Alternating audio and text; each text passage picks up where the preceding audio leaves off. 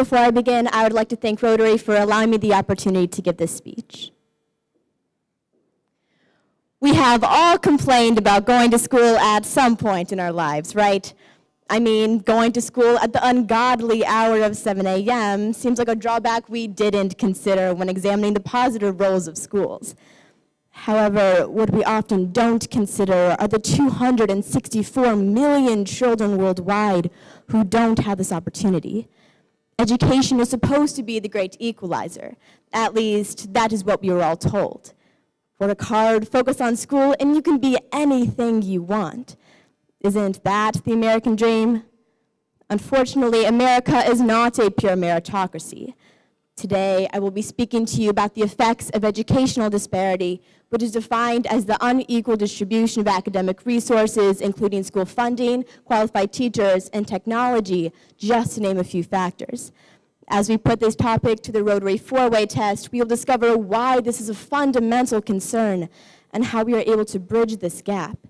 Because a high-quality education should not be exclusive to the wealthy.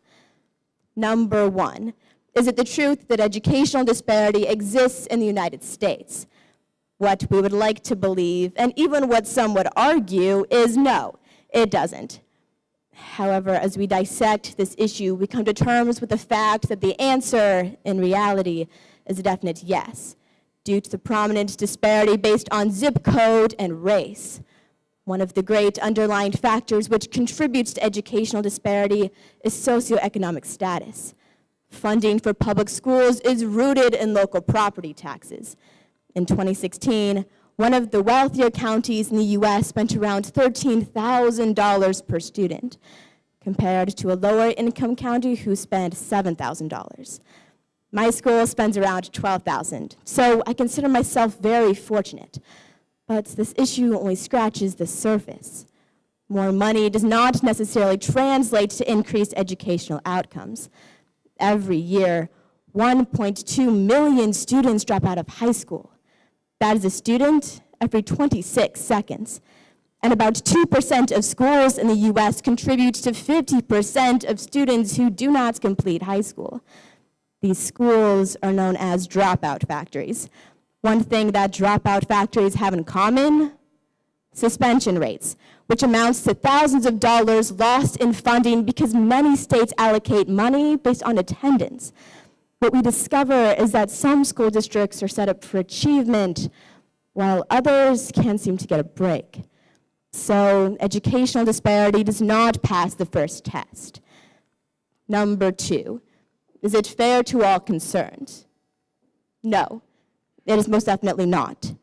As of now, equality in education is an ideal that does not exist. In some ways, we struggle with the same issues as underdeveloped countries. In 2017, I spent my summer in the remote village of Wangabisha, Zambia, a country inhabited by children who do not have the resources to go to school. $50 a year determines their future, and those without it cannot attend. It was here that I witnessed educational disparity firsthand, because here's the catch. During those 2 months, I was their teacher. And as a 14-year-old with a middle school degree, I can assure you I was not fully qualified, because English and math are hard enough without a language barrier. So I failed miserably, while realizing what effective teaching actually entails. This might sound absurd, but in some ways, America treats minorities the same way. On average, schools serving more minority populations have less experienced, lower paid teachers with a higher probability of lacking certification. When we think of people without educational tools, especially books, we think of people like these in places like Zambia. But many families in the United States don't have children's books at home.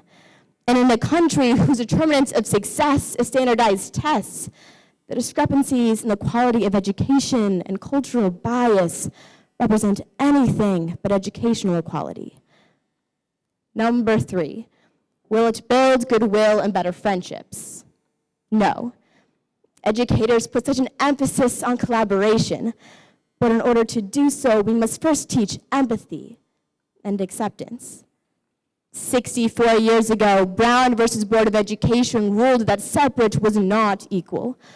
Although we no longer have segregated schools, I argue that disparities in educational resources have exactly the same effect. The legality of segregation has been overruled. But I challenge you to explain the difference between separation based on race and separation based on status. Only when students have an equal opportunity to succeed will we truly reach this level of collaboration constantly strived for. We will undoubtedly build goodwill and better friendships by ruling that separation and the quality of education is most definitely not equal. Finally, number 4. Will educational disparity be beneficial to all concerned? No. The gap between the rich and poor has put a lock on the opportunities to climb the social ladder. But education is the key. The vicious cycle between educational disparity, poverty, and criminal activity needs to be disrupted. It is in the best interest of our society to reduce crime, stop the turning wheels of poverty, and to give every student an equal chance to discover their gifts. I am not saying that educational equality is the key to solving all of society's problems, but it is the foundation. Lyndon B. Johnson once said, "Education is the key to opportunity, and the equality of educational opportunity must be the birthright of every citizen." So, after putting educational disparity to the Rotary 4-way test, I believe it is crucial that we as a whole have the mindset that education is not a privilege, but a right. Thank you.